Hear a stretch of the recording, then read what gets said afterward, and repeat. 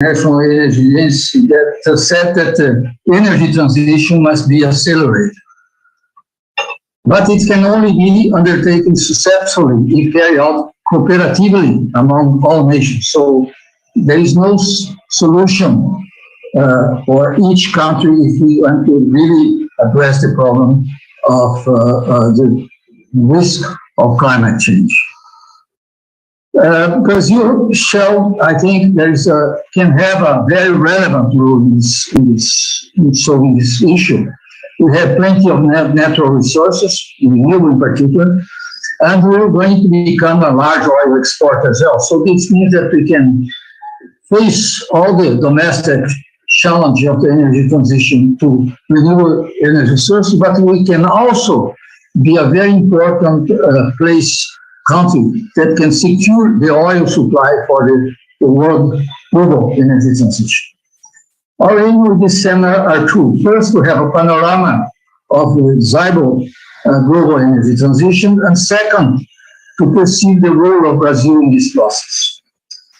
To help us to navigate these ideas, we have here three different people with large experience on these issues. We have Professor David Victor, that is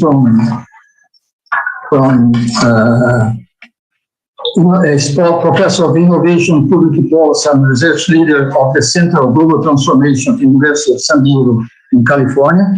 And he's going to talk to us today about the energy transition. He will comment on the overall state of the global energy transition and some places where changing is occurring rapidly and other ones that are not so quickly.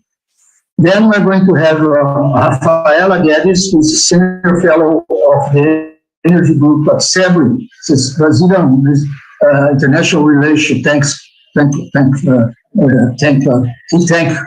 and also is a Chief Economist of Petrobras. She's member of the Oil and Gas Climate Initiative Executive Committee, and she's responsible for developing and monitoring the Petrobras corporate scenarios for the strategic transition of the company.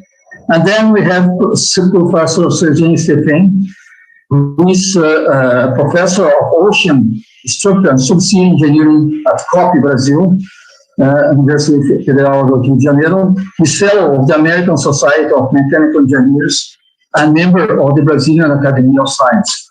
Brazil has a relevant potential associated with our ocean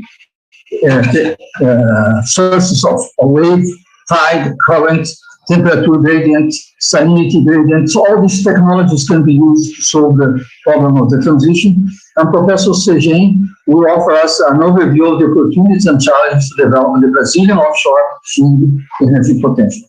So I hope you are going to have a nice afternoon with them. They will have each one 15 to 20 minutes to talk about their views. And then we are going to have another 5 minutes for them to react to each other talks. And then the third part, we're going to open for questions that will come from the audience. Many thanks for all of your team to come accept our invitation. We are very glad to have you here with us here. And I hope we will have a nice section this afternoon. Thank you very much. And I start to give the floor to Professor Victor.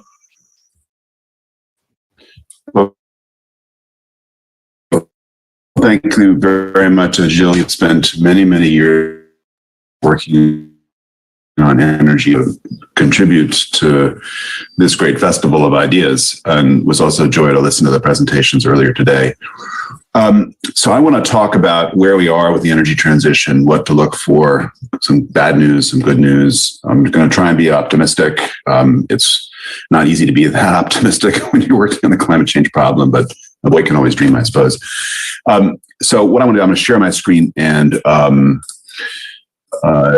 try and talk through 4 major points in my remarks this afternoon. First, I want to talk about where we are in terms of the overall energy transition, what the progress is, and then I'm going to talk a little more about particular technologies and notably issues that are very, very important for the oil and gas industry, of which, Petrobras is a key part of the Brazilian economy.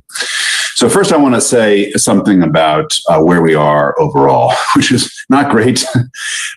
These are two images from a paper that's going to appear later this week in Nature Energy, which takes a stock taking of where we are with the global energy transition. And on the left-hand side, we show the carbon intensity of energy since the year 1800. And on the right side, we show the one area where the energy system has been making consistent progress overall, which is electricity. The left side makes it very clear that, we're doing better than we were in 1800, so that's good. But we've actually seen somewhat of a stalling of progress related to decarbonization of industrial energy in the last few decades. It's kind of gone up a little bit with recarbonization of the Chinese economy, back down. And you look down way over here on the right hand side of this image, and we're essentially flat right now. The right hand side shows a picture for electricity. Electricity is very interesting. We've seen in the OECD countries, led in part by the United States, with the horizontal drilling and fracking revolution, so inexpensive natural gas, crushing coal. In the electric power sector, and then also the rise of renewables. The two together, along with energy efficiency playing a third role, together has seen a decarbonization since about 2005, this gradual, shallow decarbonization, if you like, of the electric power sector. The non-OECD countries have basically shifted upwards because of the larger role of coal, but flatter trends, because for all the progress we've seen with renewables in a lot of places, we've also seen continued construction of coal-fired power plants. Adilson mentioned this new International Energy Agency report that came out last week. One of the conclusions that they come to with regard to stopping warming at 1.5 degrees and net zero emissions by the year 2050 is that one must stop building any new coal-fired power plants this year. So boy can dream. That's not going to happen. There are many more projects underway in China and India, a handful of other places around the world. And so there's this kind of disconnect between what you need to make big reductions in emissions and what you see in the real world. So from this global picture, the situation is really not great. When you look at what's happened in the last year, this is from a paper that Ryan Hanna and I and Yang Zhu from Texas A&M published almost exactly a year ago today. They looked at what was going to happen in the pandemic. And you can see in the pandemic, which is this big drop in emissions right here. Let me just put this big drop in emissions right here is the pandemic. So we saw this, as everybody knows, we've had this unprecedented drop in emissions. And the point we were making in this paper, where we took emissions trajectories and coupled them to a climate model, is it's the slope of the line and recovery that really matters when it comes to overall accumulation of emissions.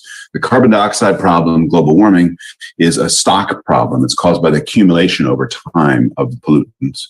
And so what matters is not any individual year's emissions, but what matters is the slope of the line and therefore the area underneath the line. And the difference between what might be called a green recovery, Build Back Better, as a lot of people like to talk about it, or a dirty recovery, the difference between the two over a period of just a decade or two has an extraordinary impact on future concentrations. Right now, the world is on track to something closer to the dirty recovery than the clean recovery. And a little hard to figure out. The pandemic was such a shock that our forecasting techniques are really useless, basically. So just intuition has to, and looking at the data. And you see this in jet fuel consumption, you see this in diesel fuel consumption, you see this in the overall rebound in the oil markets.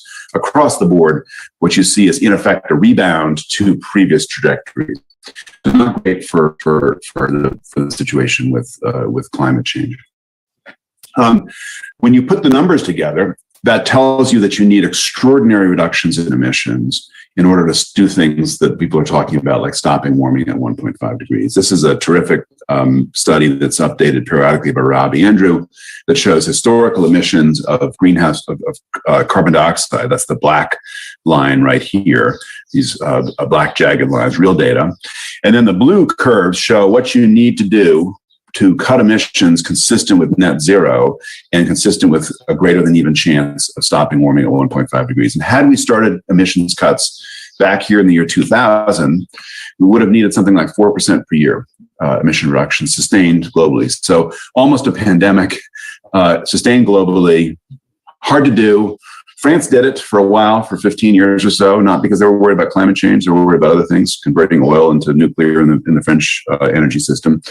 But you have to do France globally, sustained over multiple decades. Hard to do. Now we are today, right here, just after the pandemic, and the emission cuts needed are just astronomical. Now, if you add in negative emissions, and this morning's panel, there was some discussion about the pivotal role potentially of bioenergy, carbon capture and storage. There's a grand total of one large project doing that in the world right now. So kind of scaling from one is tricky, but you might have negative emissions. You might in the out years have direct air capture, so sucking carbon dioxide directly out of the atmosphere. My lab does a lot of work on that, on the engineering of those systems and how they scale up. You can imagine a lot of futures, but I think the reality is that time has run out to stop warming at 1.5 degrees. I think time has run out to stop warming at 2 degrees, and we have to, in some sense, grapple with that reality. The good news is that we're no longer looking at scenarios where we're looking at 5 or 6 degrees by the year 2100, which was the baseline projections not so long ago. We're looking at a world where it might be 3.5 degrees. That's bad, better than 5 or 6. And with effort, we might be at 2.5 degrees or 2.6 degrees or something like that. So that's actually substantial progress, but it's not progress if you measure it against the goals that everybody's been talking about, 2 degrees and so on. I want to talk a little bit about where to look for success and progress, which is you have to look sector by sector. The paper that's coming out later this week in Nature Energy is laying out that argument. We know that from the history of technological change. We know that if you look for the telltale signs of technological change in a large global commingled market, you're not going to see it. But if you look in a much more focused way at individual niches, you're going to start to see technological change. And that's indeed what we see now around the world. And it's truly extraordinary. This is from a big study that the British government helped organize that was released at the last conference of the parties, the last COP25 in Madrid, December of 2019, which feels like it was 700 years ago, given everything that's happened in the world over the last year, but was only a year and a half ago. And what we did is we looked at sector by sector at the state of technological change in all the major existing emitting sectors. And we organized all that information according to our standard theory of technological change, which sees S-shaped curves. You see markets begin in the emergence phase. You see new technology starting to grab market share. This morning there was discussion about green steel. How can you decarbonize steel? There are 3 or 4 different competing technological platforms. Early stage investments in those. You see this in carbon capture and storage for industrial applications, and on and on. You see lots of places where we're in the early stages, where new technologies are very expensive, and as you build market share, they costs come down, they gain more market share, more revenue flows into those companies become more powerful politically, so there's a political and technological interaction here, and then they diffuse into rapid growth, and then finally, they become so pervasive in the global economy that they, in effect, reconfigure the marketplace around them. They set new rules to prevent old technologies from coming back, and then they become the king of the hill. Nobody's the king of the hill right now in decarbonization. But what's interesting is the sector that's going to be most important for decarbonization is furthest along. By our assessment, the power industry now, with renewables mainly, possibly advanced nuclear. We had a discussion about that this morning. A lot of interesting technologies now emerging that are in the process of diffusing more widely inside the power industry, and help explain why the power industry is not only the one major sector where we're seeing actually substantial progress, as we saw in the OECD data a few slides ago, but is also critical to deep decarbonization. There's almost nothing that energy modelers agree on, except one thing almost every energy model agrees on, which is an economy that decarbonizes is an economy that electrifies. Now, whether it doubles or triples or quadruples the size of the power sector, I think we don't know right now. We don't know what the end-use technologies are going to be, but that's encouraging news. Although this is only a fraction of global emissions, light-duty vehicles are just behind that, buildings behind that as well. We see heavy-duty trucks and a lot of other things early on, where you could imagine lots of futures, but you can also imagine a lot of these technologies are actually not going to be very successful. But when you look at it this way, you actually see quite a lot of progress, and notably in the sectors that matter the most. Another place where we're seeing mixed progress is around the pipeline, new ideas. And one way to measure the supply of new ideas is to go look at spending on innovation of different types. And so what I want to do is show you some terrific data set that the folks at Fletcher University, at Tufts, at the Fletcher School, have put together at their climate policy lab, which looks at all the countries involved in mission innovation, including Brazil, which is shown here in this big dotted line here, and the change in China. This is spending as a percentage of GDP on clean energy research, development, and demonstration. The big story since 2005 is just an enormous surge in spending in the Chinese economy, plus anecdotal evidence that the Chinese government is getting better at spending R&D money efficiently. And you've got other countries, the United States, for example, which had a big blip right here in the last economic stimulus program. You might see another blip this year. The budget proposals that have just been coming out over the last week or so envision that. It's easy to envision. It's hard to implement. So we'll see. And then a big decline after that, such that by some measures, China as a fraction of GDP is now spending more than the United States. And that's emblematic of this big shift in positions.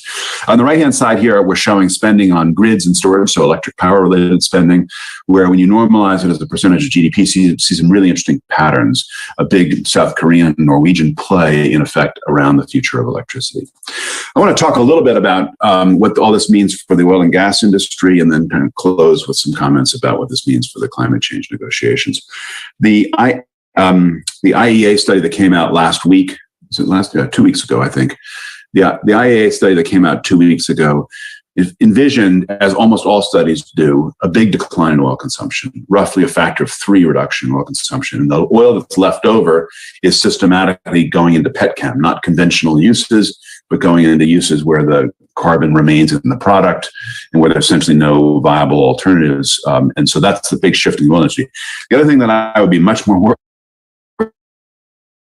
worried about if I were in the oil industry these days is the projection that what's left over, the 25 million barrels a day by 2050 or so of oil consumption, are dominated by countries with low lifting costs. And so if you have ultra complex deep water offshore operations, think United States, think Brazil, you're not going to win. You are dead in that world because your lifting costs are too high. Now, there are a lot of visions about how those lifting costs might change, and maybe there's some market share that could continue to be occupied, but really, really hard and really transformative to the industry. I dare say that some of what you saw last week in ExxonMobil's annual meeting is indicative of the kinds of concerns there. To me, what's interesting as an energy analyst is that the same story is now starting to play out in natural gas. Almost everybody used to think that the future of gas was bright because gas was lower carbon than all alternative fossil fuels. And I continue probably to believe that, but I'm not sure about that. But now you're seeing over time more projections with downside risk for gas consumption. Until a couple of years ago, every projection from the IEA had gas consumption rising. Now you see even the IEA has the scenarios where gas consumption comes down, no longer flat for the low scenario, but down. And you've got some, the BP projections are probably the most striking inside the industry, where the most recent year's projections include scenarios where gas consumption comes down. This is, in my mind, one of the most profound uncertainties about the future of the oil and gas industry. Is not what happens to oil. Conventional oil gets crushed. It's what happens to gas and what happens to the gas infrastructure, which has enormous value because gaseous fuels are easier to store than electricity. And when you look at grids that have a lot of electricity on them, unless they're a grid like Brazil's grid with a lot of hydro, they are disproportionately using gas in effect for integration of renewables. And so the question of gaseous fuel, whether it's conventional natural gas or hydrogen that we talked about this morning, those questions are among the most profound uncertainties looking out into the future. I want to close by just saying a couple words about what to look for in the climate change conference later this year, which, as everybody knows, is being hosted by the UK government along with Italy in Glasgow. I think remains a significant probability the event won't happen, given all the troubles that we're having with the pandemic, but that's a separate issue from the discussion today. In the run-up to COP26, there's going to be a lot of attention to leaders. I live in California. We like to think of ourselves as a leader. We're telling everybody how great we are. In parts of the Brazilian market, Brazil has been a leader. The UK government, the hosts have been leaders. The EU has reliably been the most important leader on climate change policy for the last 20 or 30 years. lot of discussion on leadership. I think the logic behind leadership is not quite right. And so I want to show you with one slide, which is my final slide today, why that matters. Back in the year 1990, when these negotiations began, about a third of global emissions came from countries or jurisdictions like my state of California, or the coasts of Canada, that would be reliable leaders on climate change policy. And about a fifth of those emissions came from countries that would be reliable blockers. Think Russia, think Saudi Arabia, think Kuwait, and so on. 2005, the leadership shrank a little bit. And today, in effect today, the leadership share is now almost halved. The blockers share hasn't halved, it's about the same. Why is that? It's because the global emissions have expanded, of course. And one of the deep ironies of the climate problem is the more that you do as a leader, the less relevant you become to the problem because your emissions go down. And so the whole game is not a leadership game. It's a followership game. Everything we do as leaders to control emissions, we need to evaluate through the lens of whether it raises the probability that other parts in the world will do something similar, either because you lower the costs of the technologies and the technologies diffuse more widely, and or because you do things like create border measures, taxes, trade measures, and so on, that create a stronger incentive for followers to follow. And that, I think, that essence of the logic, the political logic of climate change, still fundamentally is not that well understood. And that's a problem, because if we don't understand it, we're going to spend a lot of time talking about leadership and not recognizing that most of the emissions in the world are largely unaffected. And so with that, I'm going to stop and very much look forward to the discussions.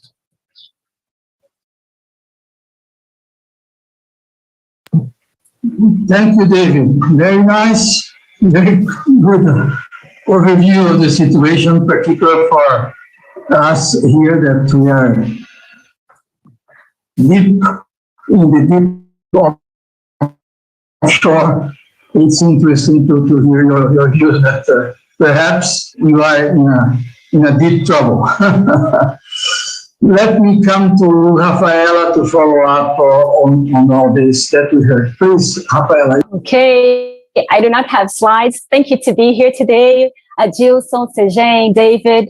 I thought it was great to start with David, because most of the things he would touched upon are the things that I would also talk about, but from a different perspective.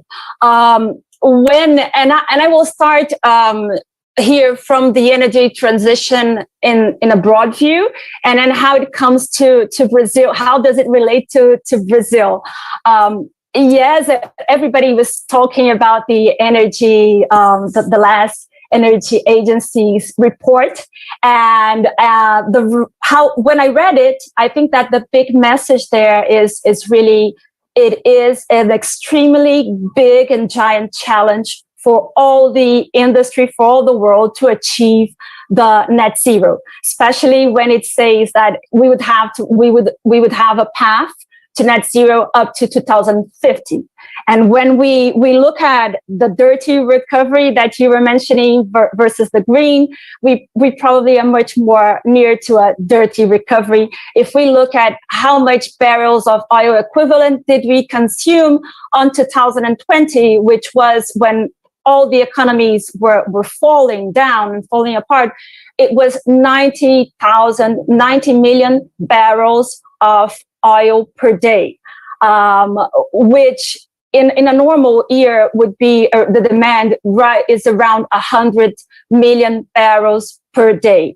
And when we look at 2021, the agency says, attention, because we are already back to the track of what we had in 2019, which would bring us again to a level of 100 million barrels of oil equivalent being consumed every day.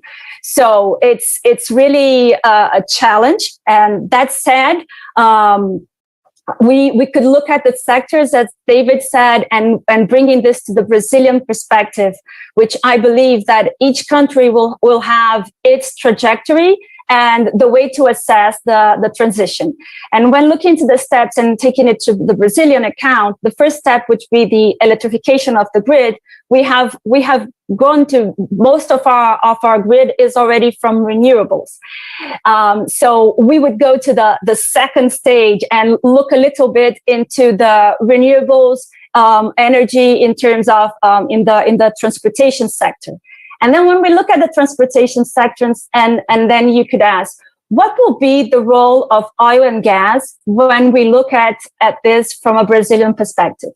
We do believe that Brazil, not only Brazil, but the world, the oil and gas sector will have a major role. And to be honest, I think that oil and gas will still be there in 2040 as something important for our matrix, and will be there in 2050 as well. But although the demand will diminish, but it will still be there, we do believe that we can evolve in terms, and this the agency mentioned a lot about the efficiency, also about the capture, storage, so innovation, how much innovation can we put it in this process, and how can the oil and gas companies be part of the solution. So when we look at the companies' portfolios, and then we can go to last week was a lot of buzz in terms of ExxonMobil having to reaccess and having 2 members being elected outside its border for its board. We had Chevron, which its investors were already requiring for them to look and to have broader ambitions in terms of scope 3. Then we had also Shell suffering a lot of questioning in Europe, and this will happen to all the companies. So the thing is that the companies will also have to be part of the solution. And where do I think that this can happen? It will definitely be a matter of innovation, a lot of financing into renewable energies and increasing energy efficiency. So investing capacity and through the diversification of their own portfolio. We already seeing this this happening with the European major companies. I do believe that we will have a rush in terms of Exxon and Chevron, and definitely other countries like Brazil and will have to access the usage of oil and gas in the same way. So how can the companies that are producing oil and gas be also part of this solution? Specifically talking about Brazil, we have in our matrix a very diversified matrix, and even when we look into the fossil fuels, the mix with bio, so ethanol mixture with gasoline has been used for a long time. We do see enhanced and increasing in the use of bios, and this is something that is also interesting. I was conducting a panel last week, and the big question was, will electrification be the case for Brazil? I still don't believe that it will be 100% the case for Brazil. I do believe that for the big trucks, probably it will be the case, but then for the smaller fleet, I see a mixture with bios and especially when we access the building of infrastructure that would be needed in Brazil and the lack of resources to do such a transformation. So when it comes to accessing the reality of Brazil, I think that bios will have a huge role to play as well. And a third thing that I would like to leave here, the message is that I think that Brazil has a great opportunity during this transition, not only to offset its carbon emissions, but also to offset other parts of the world's emissions.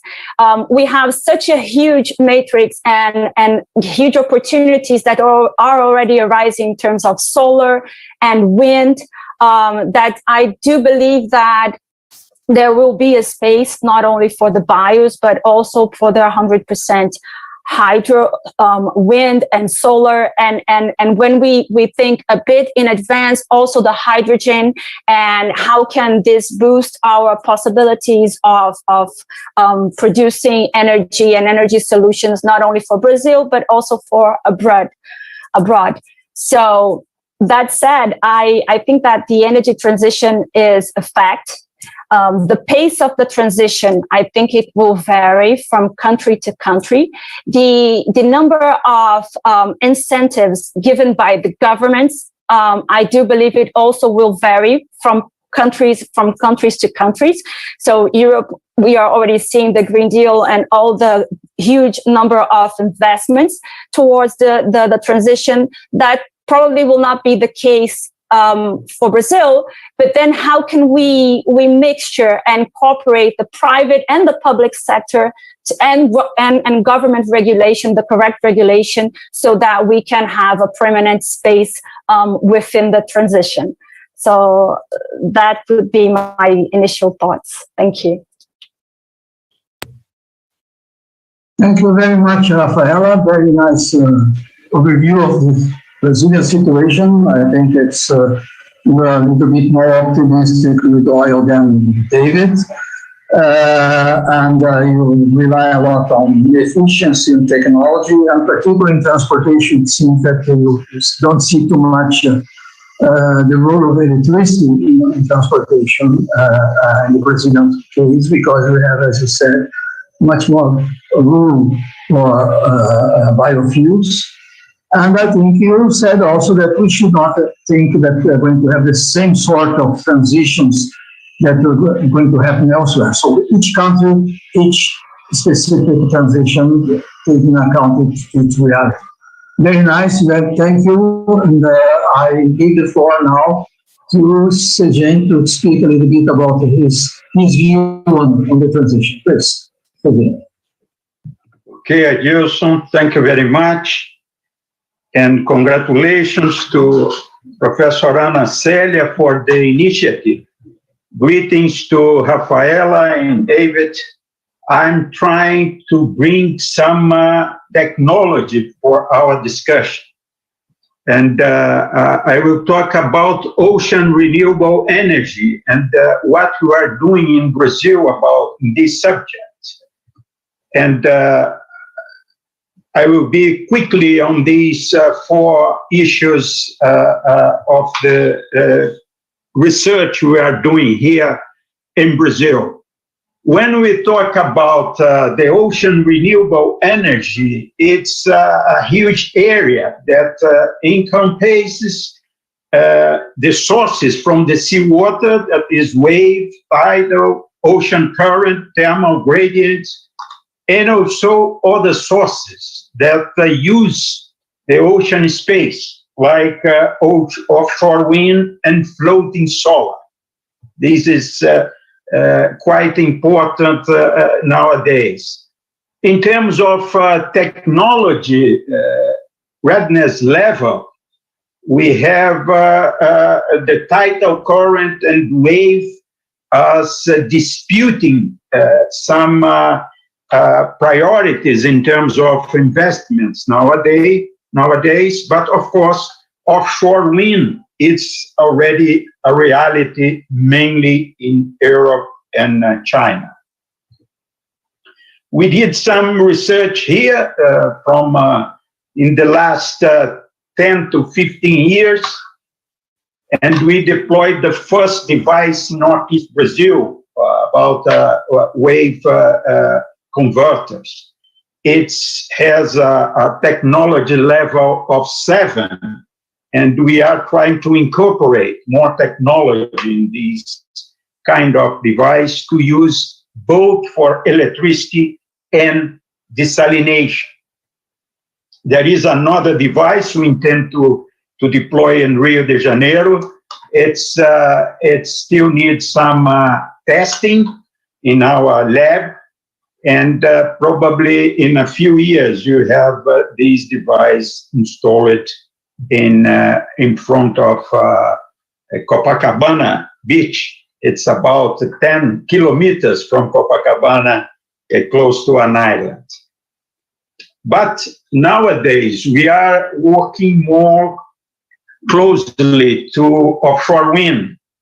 And in Brazil, as you know, the northeast of the country has a huge potential for this offshore wind.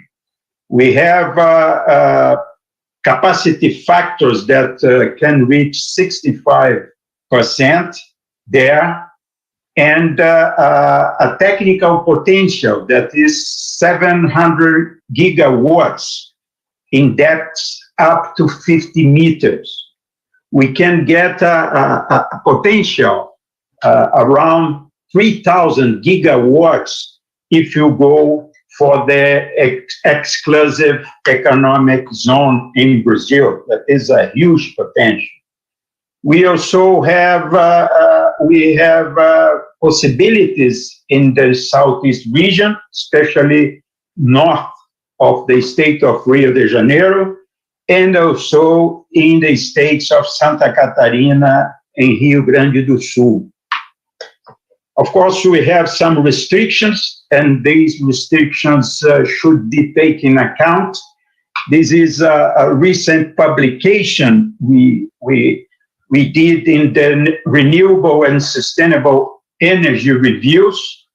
It is a joint publication between my group in ocean engineering and Professor Emilio Laroveri group in energy planning, when we are trying to map the areas with technical potential, huge technical potential for wind energy, but also with some restrictions related to marine protected areas and biologic importance area. As we know, when we go to the ocean, the wind energy will modify the scale. We are talking about 10 megawatts turbine going to 12 and 15. And this kind of application, this kind of infrastructure onshore will be very difficult to install. Then we are trying to increase the capability of analyzing these devices with predictions in terms of the wind profile, the problems of turbulence, and integrity of this structure. These are research in progress in our institution. Recently, we have 3 important initiatives in Brazil related to wind energy. The first one was the roadmap by the EPI, the Company for Energy Planning. The second one, it's a reference term from the IBAMA, that is the body responsible for the environmental certifications and license. And the third one, it's a project, a law project by the Senate, try to organize the deployment in the ocean of these new technologies. Then all of these are 2020, 2021. Nowadays, another discussion that we are conducting, it's about the green hydrogen from ocean renewables. This is another huge area that we can explore in Brazil and even to export. An important issue here, it's about our electricity matrix. We have a relatively clean matrix, but you are experiencing nowadays a serious problem related to the lack of raining in the country. And we can see that the hydroelectricity, it's very sensitive to climate change. and we could have problems in the future if you're not trying to increase the number of sources in this electricity matrix. Then, in my view, the wind power and other kinds of sources from the ocean can contribute in this effort. This is a process that we have been investigating with our colleagues from the hydrogen lab. It's the green hydrogen process, and the water comes from the wave energy through desalination systems. And we believe that it can have a huge influence on the transportation fuel in the near future. I think the oil and gas industry is under pressure, and we can see recently some initiatives from Hague in relation to Shell in order to reduce the emissions. I think this will spread worldwide. In Brazil, we have our huge company, the Petrobras, that has experience in offshore technology, and I believe that this experience should move from the oil and gas to the renewables. I think it's time to make a quick move in terms of the renewables, because this will be a huge problem for the oil companies in the coming years. I think these are the points I would like to emphasize. As you know, analytics and artificial intelligence has a strong role to play in these breakthroughs, and the technology transition, not only the energy transition, but the technology transition from the oil and gas sector to ocean renewables will bring competitiveness, especially for Brazil, that has a strong lead and experience in this field. A strategic plan for offshore wind and green hydrogen in Brazil should be put in place because we can explore the strong capacity in terms of technology and resources. Thank you very much.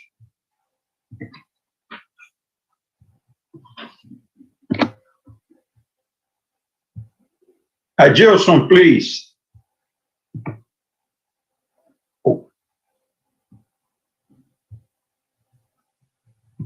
Adilson, you're muted. Você Adilson, você ainda está mudo. Por favor. Você está sem o microfone, Adilson. Não dá para ouvir. Okay, I was looking in another place. Thank you very much, Segen. It was a very nice presentation. I think you offer us a nice balance because we can. How can we, let's say, develop on the knowledge that we have already on the offshore to move it from the oil industry to this wind energy and so on. So this is a very nice way of looking to the how we link the past and the future, and I think it's very interesting. I think that now we have a very clear different views. We have David telling us what's going on worldwide, and particularly what's going to happen with the oil industry. The difficulties the oil industry is going to face if we go forward. It's not very optimistic about the ability that we can achieve really the 1.5 degrees centigrades at the end of the century, and he accepts 2.5, which is it seems more reasonable.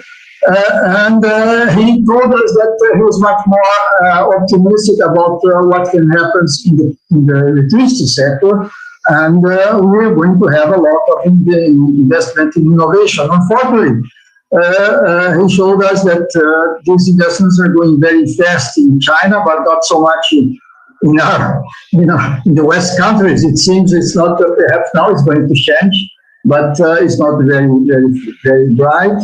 And gas, which was, I remember a book that's called Gas, A Bridge to the Future. This book is certainly a little bit outdated now, if I can accept the views of that's going to be concrete.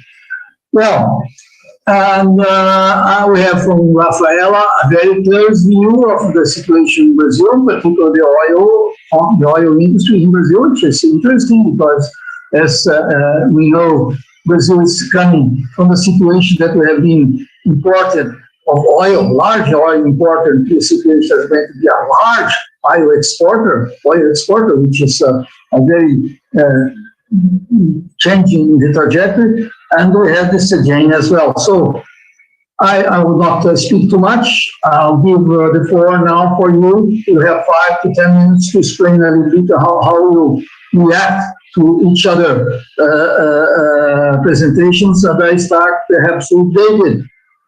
Please, David. Well, thank you very much, Adilson. And let me just underscore my pessimism about 1.5 degrees is not a statement about what should happen. It's just a statement as somebody trained in political science originally about the difference between a global social planner who would do the optimal thing for the whole planet versus what's going to happen in the real world. So I guess I want to raise 2 questions, one for Rafaela and one for Segen. For Rafaela, I guess the question is you sit inside an oil and gas company that is grappling with these issues. You're on the executive committee of the Oil and Gas Climate Initiative, which is a big effort by the industry to invest in new technologies. What has been, have concerns about the energy transition led to real changes in investment strategy? Is that mainly what we observe in renewable fuels? Is it other areas? So that's my question for you, because I think all the companies know they've got to do something. Nobody really knows what to do. And so they're all kind of testing ideas, and most of them will fail, but some of them will succeed. I'm just curious as to what, from the Petrobras point of view, is the most important. And my question to Segen is really a question about power density. It seems to me that the big problem with renewables is that most of them have very low power density. And so they need a lot of area to generate a lot of energy. And that seems to be true also for ocean power generally, not so much true for large offshore wind turbines, where you probably are going to get, we'll probably have 20 megawatt as the offshore wind turbine soon. So that's very impressive. But I'm just curious as to how the low power density of these renewables options affects the ability to get them into place politically, because people are worried about what happens to nature and land and ocean water and so on.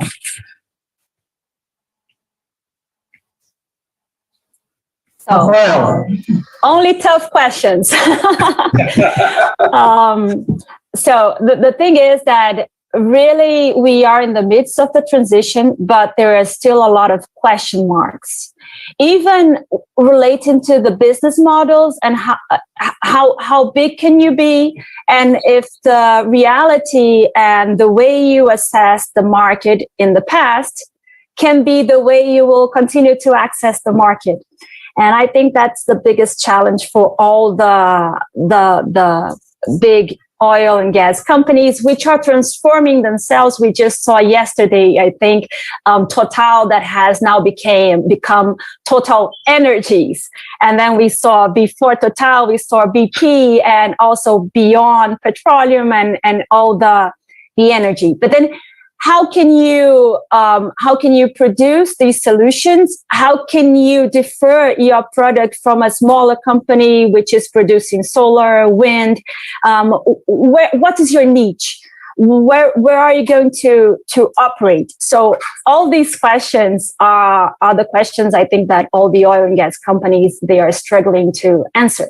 So and even when it comes to bios, I do believe that bios will have a place within the transition. I do believe that there will be a decrease in the use of oil and gas. Adilson, when you say Brazil is going to be a big exporter of oil, I don't know if it's going to be a huge exporter. It probably will, as the transition evolves, we will have to see if we maintain the same level we have today. If we grow, how much growth is going to make sense when we're talking about 2050s, 60s, and on. So there's a lot of parts of this puzzle, David. And I would say that from a Brazilian perspective, we are trying to learn by doing, and I think all of the oil companies are learning by doing and trying to question themselves what's going to be the niche. So when you talk about huge land use for bios, this is true if we were talking about the first generation, but then Segen can help me with that as well. There is the second and the third generation, so you can have a much larger production with a smaller use of land. So this is one thing. And I do believe there's going to be a lot of innovation within the bios. So we are discussing like the biojet and then the bio bunker fuel oil for maritimes. So there's a lot of innovation also. But then there comes a second question. Well, but then is Brazil going to isolate itself because everybody is moving toward electrification, and you are talking about bios. But then we see India that's saying that it wants to mimetize what Brazil is doing. So still, I don't have the answer for you. We are still struggling with the answers. And there's a third issue because it has to financially make sense. So we have to transition, but financially, from a financial standpoint of view, it has to make sense. It has to be accessible for the population, and it has to be economically viable for the company. And then it comes to a point that we need to accelerate also the innovation. And as we have seen, innovation has helped us a lot. You would say that producing ultra deep water is expensive, but we have one of the most competitive producing costs in the world for ultra deep water. And we could only do this because we had a lot of innovation to drill more efficiently, to drill cleaner, use a lot of CCUS, so that we can continue to produce from deep waters. So there's a lot to be answered, and I would be faking if I said I already have the answers. We are exactly at this moment, and I think that all the big companies are doing this, assessing and looking at the puzzle and how can we transition. And how can we do it at the same time that the business model is changing, and that we will have to see what makes sense. But probably one thing that Segen already mentioned is there are some parts of the renewables that they require a lot of investments, that the minor companies, the smaller companies will not be able to do these investments. And that is true for the offshore wind. This is true for the green hydrogen, especially if we are combining and in the future wanting to export this kind of energy. So probably what will happen with the big oil companies, they will have to access and invest in the segments of the renewables that are more capital intensive. And then you will have a democratization, what I'm calling for like smaller solar plants and for smaller wind plants and for smaller companies. That would be my answer, or my non-answer. Thank you, Rafaela. Very, very nice to see how difficult are the solutions that we have to look at. It's very complex, but very interesting. Segen, what's your? I want to call you on something that is interesting because you talk about hydrogen from wind as a possibility, but this morning we heard a friend from Roberto Scheffer very much pessimistic about the possibility of using hydrogen. So how do you feel about this? This different views. Yes. First, I would like to try to comment about the question from David and about the density of these sources. In fact, when we did a recent study about the potential of wind power in the southeast and south of Brazil, and if generated from the technical resources, eliminating the restrictions in the sea, we have in equivalence to the oil production in Brazil, we have 50% more than all the oil production. If we annual production of oil and gas and the annual production of electricity by wind, it's huge. Using our economic exclusive zone, of course, we are not be able to produce in all this area, but it's quite relevant. The other ocean sources, in my view, should be combined with wind power in terms of desalination, for instance. It could be used for agriculture. If you do a proper use of these wave energy, tidal energy, I think this will be the future, or one of the futures, at least for electricity.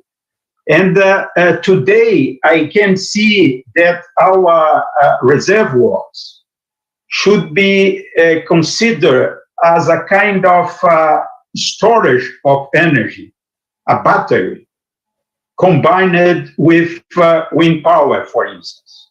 I think Brazil has a huge potential to develop his electricity matrix and almost 100% in renewables. This is very special, and we should explore this area more. In relation to hydrogen, the green hydrogen, in fact, now we are trying to identify the bottlenecks to put the costs lower. Now, if we compare the conventional production of hydrogen with green hydrogen, it's about 3 times more the green hydrogen. Then I believe that science and technology can solve some of the bottlenecks to help in the competitiveness of the green hydrogen. But I think it's a serious threat for the oil and gas in relation to the transportation. And the oil companies should take this in account. Of course, in relation to the discussion of this morning, I believe that biofuels and hydrogen will find a way to work together. This is the trick, especially for Brazil. Brazil should not give up the technology of green hydrogen because we can perform in biofuels. We can try to do both. We should try to do both. That's my point. Can I ask a question, Adilson? Definitely. Please do it. Yeah, I'd like to have the comments both by David and Rafaela about the energy transition through gas. A few years ago, in a discussion in Petrobras, I had a point that maybe for Brazil, the gas transition is not so important as for the European countries. In Brazil, maybe we can go almost directly from oil and gas to renewables. I would like to see your views about this. Rafaela, I think you are the one.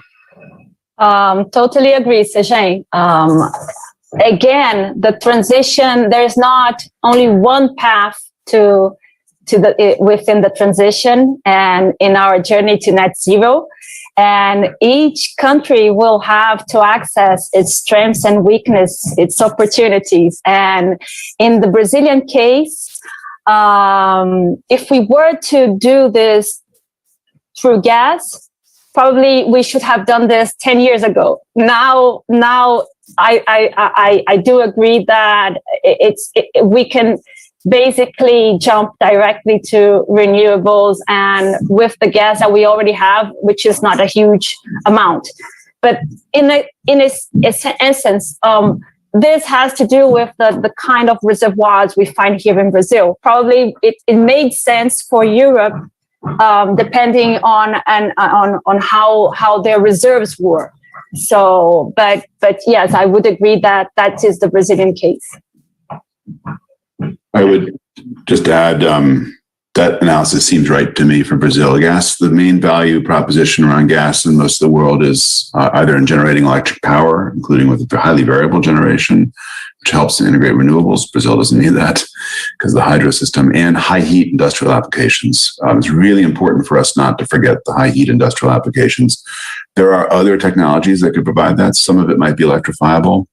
Some of it might be serviceable with hydrogen. I think we just don't know right now what those strategies are. But the value proposition for gas in Brazil is not what it is in most of the rest of the world. It's not even clear to me what the European strategy is going to be, because Europe right now is a high-cost gas user. The marginal fields are expensive. If you do green LNG is ridiculously expensive. It's a very low carbon. There's been, I think, 15 cargoes traded on spot, green LNG cargoes. So it's just a joke right now. It's kind of better than zero, I suppose, but not much. And we just don't really know. But I think as an analyst, that's to me what's so surprising about all this is it used to be almost axiomatic that the future for gas was bright. As Adilson said, it was, the bridge to the future. Now it's, some people think it's the cul-de-sac to the future. Some of this depends on technological change. What I'm watching most closely are the questions surrounding direct carbon capture off gas plants. So maybe it's alum cycle, maybe it's amine traditional post-combustion capture. I think we don't really know what the costs are when it scales. But if we had a big breakthrough on alum cycle, natural gas combustion, then the future for gas in places that don't have what Brazil has, that future would be very, very different. Thank you.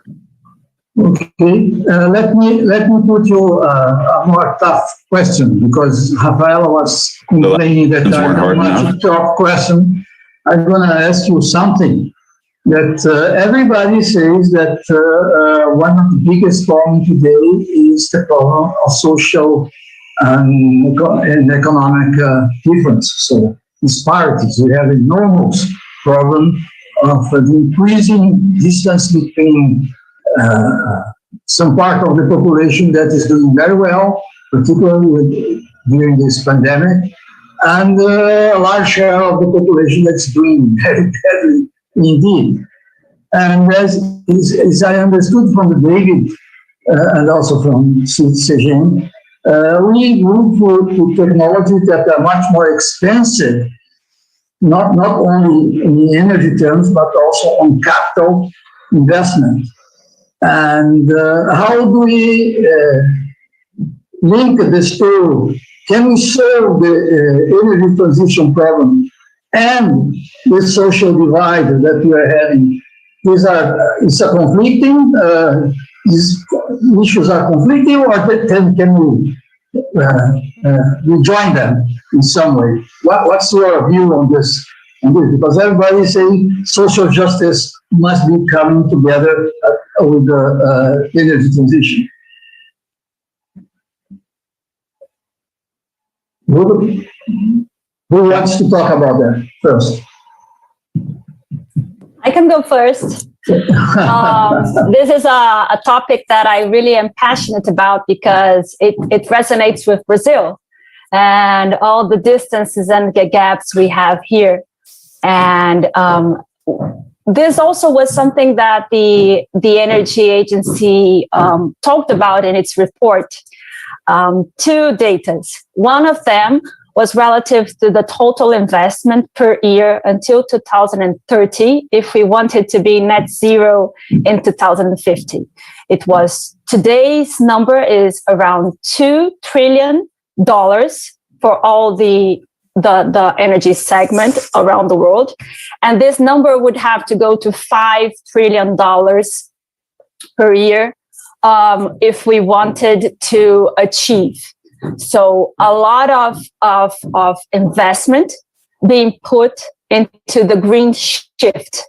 So this would be something important and to help even to bridge the gap. Why? Because according again to the report, there would probably be a decrease in oil and gas jobs around 5 million, but there would be then a gain of 33 million new jobs relative to the green transition.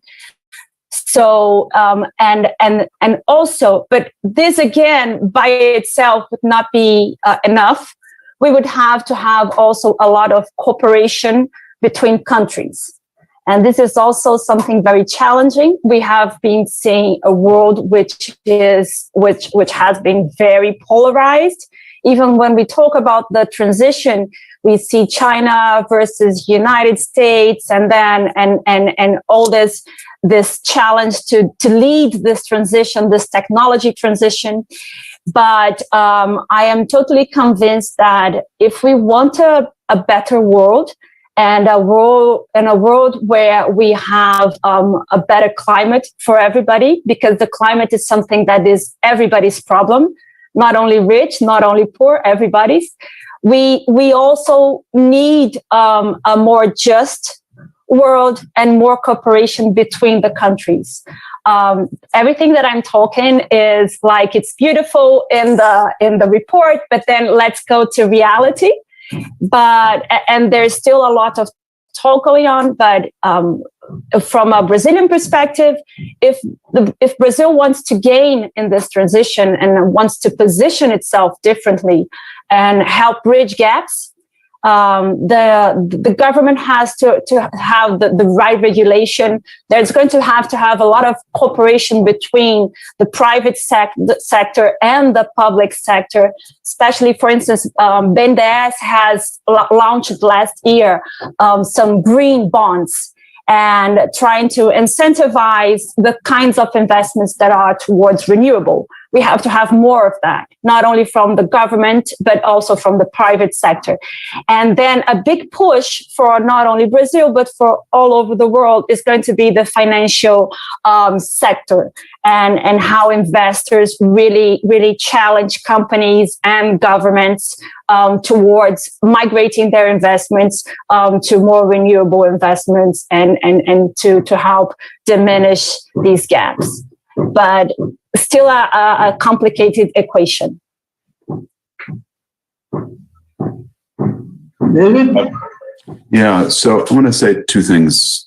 I agree with Rafaela completely, and I think it's also important to underscore the difference between what looks beautiful in the reports and what's reality, because it's happening over and over again. 2 degrees looks beautiful in the reports, and then reality, not so convenient.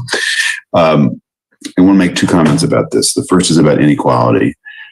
One of the things we see in the modeling work and we see in the real world is that decarbonization is capital intensive. So here we are in an energy business, that is already capital intensive, and almost all the options are more capital intensive, less OPEX, more CAPEX than the previous options. And that's true for electricity. That's true for this imaginary hydrogen economy of the future. It's true essentially everywhere. There's a few exceptions. Some biofuels might be not like this, but mostly they are. Mostly that's the rule. And since the returns to investment accrue disproportionately to people who have capital, that means that a world that decarbonizes could be a world where inequalities get worse. And I think we haven't really, some of the people in the energy modeling world are starting to grapple with this, but we haven't really grappled with this in a serious way. My guess is that overall what this means is that the energy transition is going to move more slowly than our optimal models suggest, because the politics of that are hard. The second thing I'll say is about the cost of capital. There are a number of studies that make the argument that the overall cost of the energy transition, which transition is one of those funny words because it makes it sound like a fun walk in the park, you're holding hands, everyone's making a transition. In reality, it's more like a blood sport where there's lots of dead bodies all over the place and some new interesting creatures, but you don't know what they are yet. But in the transition, if it's going to be capital intensive, then the models are extremely sensitive to the cost of capital. We've done some work showing where just small changes, like 50 basis points in the cost of capital, have this transformative effect in which technologies get selected and so on. The IEA will have a special report on investment coming out on the 9th of June, which includes some scenarios that look at what happens if the cost of capital is higher, which is really important for emerging economies that don't already have access to dollar-denominated low cost of capital. And so you're just going to have this complete disconnect in the world between the world that has, where the cost of capital is almost zero these days and currency risks are zero effectively, and the rest of the world where access to capital is actually expensive and currency risks are substantial. And that's a world where the problems of inequality get worse. So with that, I wanted to be as optimistic as possible. Can you remain optimistic, or after that, or you'll be much more pessimistic about the transition? Me, I am Brazilian. I always have to be very optimistic. Well, I'm Brazilian, but I'm not optimistic. No, because, Segen, you were going to say something, but I know it's going to be tough. But if we don't believe in it, who's going to believe in it? So we will be. I'm conducting a project, and it's together with the bank, Inter-American Bank for Development, and with EPE, which is our research planning. And I know that Roberto is here listening to us. He will be helping as well from COPY. And we want to challenge our models and do this what ifs and bring some perspectives for Brazil. And even challenge in terms of understanding how could we help bridge these gaps? What are the solutions? What are new investments needed? How can we bring more employment to the country? How can we bring more development, more innovation? There's a lot to be done, but Adilson, I continue to be optimistic. We need to. Good. You are like my wife. She's optimistic. I'm the pessimistic of the couple. Just one point to be emphasized here. It's the role of the central government. I think in this transition, the central government has a very important role in trying to balance the investment and the employment generation. I think especially in Brazil, when 7 to 80% of the population is close to the coast, I think the central government can plan this transition in a way that we can have employment generation. This is quite important for the country. Otherwise, we will increase this big gap that we have nowadays. Sure. Let me ask you something that comes from the audience. It's they are a little bit concerned about maintenance of these new technologies. To which extent dealing with offshore, for instance, in power, this is going to be difficult. What this impact has on the problems of maintenance of this sort of equipment that's far away from the coast? I don't know if it's a good question or it's not clear by the way I put it, but this is what they are asking. Segen? I could understand quite well your question. Well, the question is,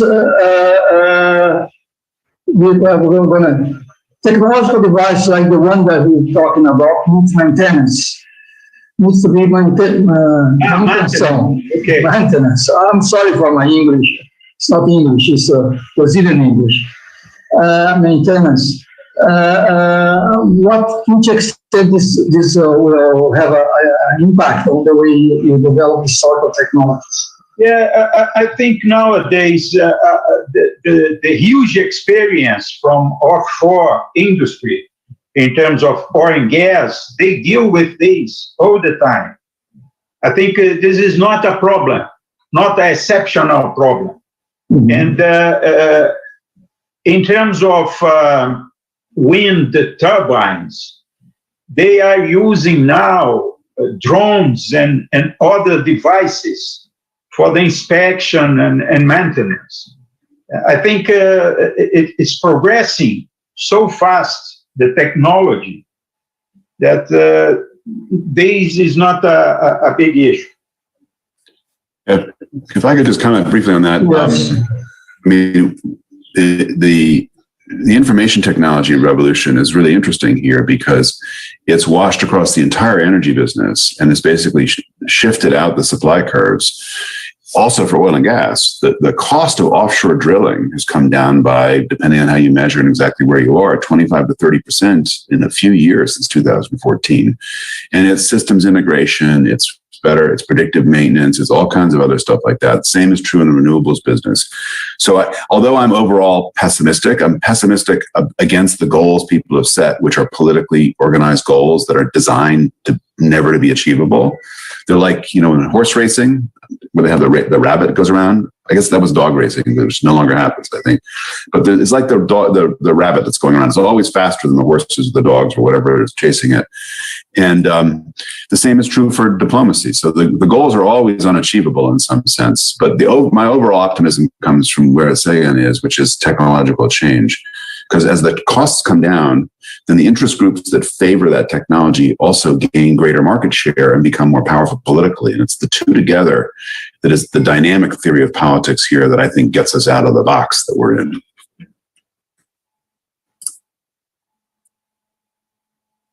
Adilson, you're still muted. You're muted. This is the phrase of 2020 is you're on mute. Oh, sorry about that. Let me just say something. We're coming to the end of this session, but there is one last question that I think is interesting. And this was something that David said on his final remarks. Is who is going to lead this? You know that the transition from oil to oil was led by the US. And nowadays, it is unclear who is going to lead this transition, at least to me. I don't know if you have views of particular group, because the Chinese, as you said, is investing a lot of renewables, and it seems that the US is not doing as much, but perhaps this is going to change. How do you see this dispute between China and the US on who's going to lead this transition? Rafaela, Segen, and then final words.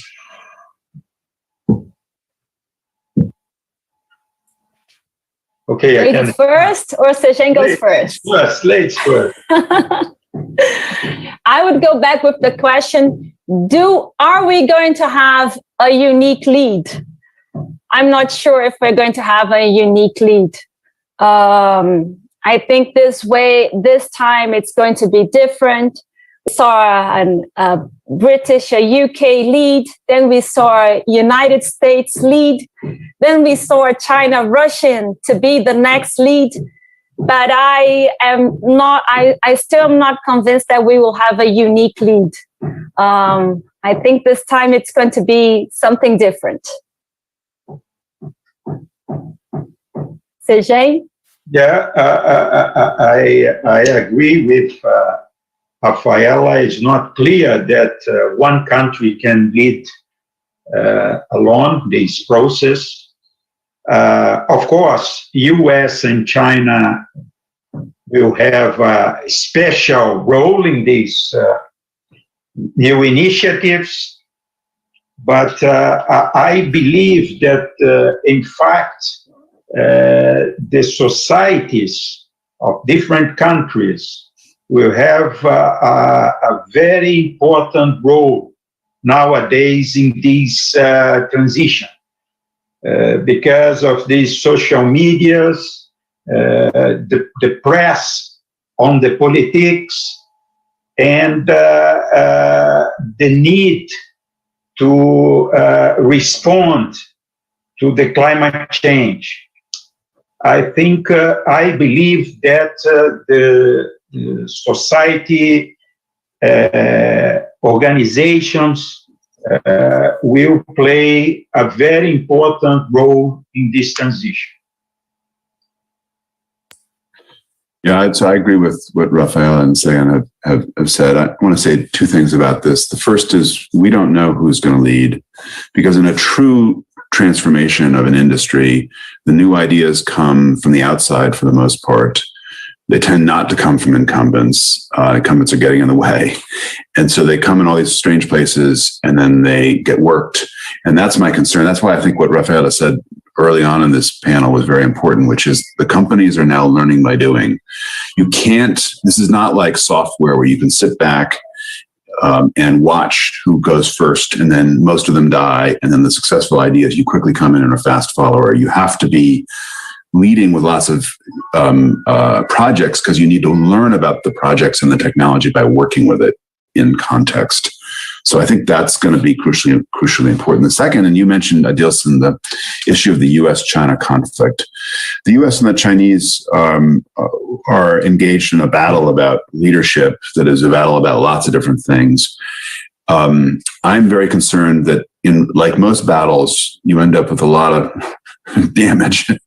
And the damage I'm very concerned about is to international markets, because if you look at the revolutions we've had so far, solar, wind, batteries, electric vehicles, even nuclear power plants, pressurized water reactors, these are revolutions that have been advantaged by the capacity to look to global markets to increase market share and to drive down costs. The solar revolution in the very beginning spoke German. It was the Energiewende. It spoke Japanese in the very, very beginning, and then it spoke German. And then as it scaled up, it spoke Mandarin, and then went to the global market.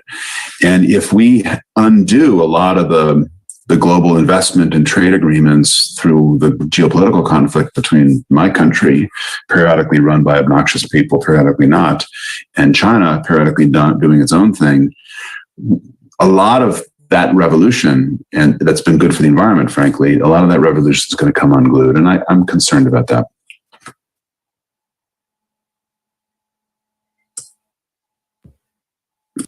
We're coming to the close of this session. I really like to thank you very, very, very much for your wonderful contribution. I think we have had this morning a very nice view of the situation, and this afternoon, in some way, it's a closing up that give us a very, very nice view of the future.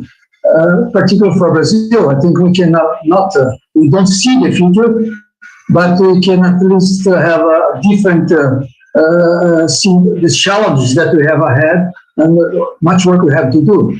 So with that, I don't think I have any more to say than to thank you very much for your time, all the effort that you did to prepare these presentations, and also to answer so many questions that I know it's very difficult to respond. And I give the floor to Ana Celia, if she wants to just close. Yes. Just to say thank you very much. It was very insightful. Was really full of ideas, new ideas and considerations.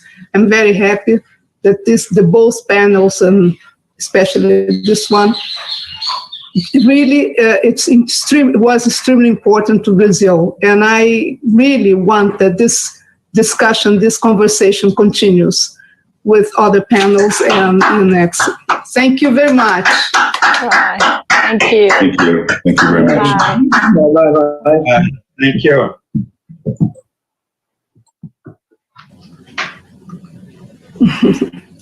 Muito bom, né? Foi muito bom. Acho que foi bom, né, Ana? Foi muito bom. Foi bom você terminar com 1h30, porque estava todo mundo cansado, né? Não. 2 painéis é demais. Realmente, 2 painéis. Você vê que o número de pessoas que vem também. A gente pode terminar o recording, né, o Robson, por favor. Vamos aguardar só um instante para terminar a gravação. Robson.